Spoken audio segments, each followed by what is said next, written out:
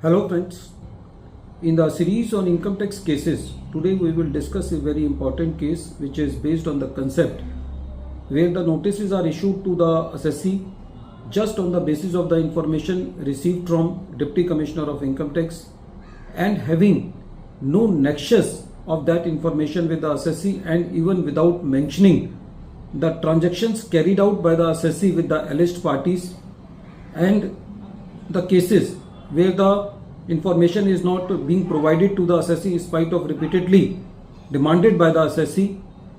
So in that case, what should be the fate of those notices? Or if the assessee chooses to file the writ petition, then in that case, what are the chances that those writ petitions can be admitted and allowed by the honorable courts? In the present case, the same type of writ petitions were filed by the assessee. The name of the case is Income Tax Officer and Another versus Amit Kumar Chandulal Rajani. This case is reported in 486 ITR at page number 238, and the matter has been decided by Honorable Supreme Court on 6th January 2026. In the present case, the assessee has filed 3 writ petitions in the Honorable Gujarat High Court for the assessment year 13, 14, 14, 15, 15, 16. The basis of this writ petition was that the assessee was issued the notices under section 148 on the basis of survey and search action on a N group. When there was search on the N group, some unaccounted cash of about 1.1 crore was seized by the Income Tax Department, and on the basis of that search and seizure on the N group, the assessee was issued notices under section 148 by providing the reasons to the assessee that the assessee has not filed the return of income, and the assessee do have the unaccounted sales of rupees 1.68 crore with the N group.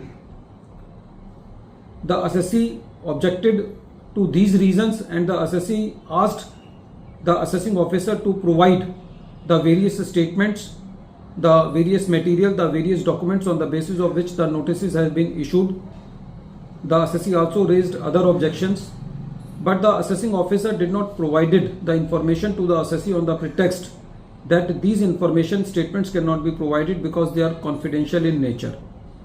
The assessing officer disposed of the objection in a very lighter perspective and just for the namesake, and ultimately issued the notices to the assessee under section 148, for which the assessee filed the writ petition. And when these writ petitions were heard by the Honorable Gujarat High Court, the court said that in the present case, from the pursuit of the reasons, it is very clear that the reasons have been recorded in a very mechanical manner, just referring to the information received from the Deputy Commissioner of Income Tax. The court said that there is no reference to the transactions carried out by the assessee.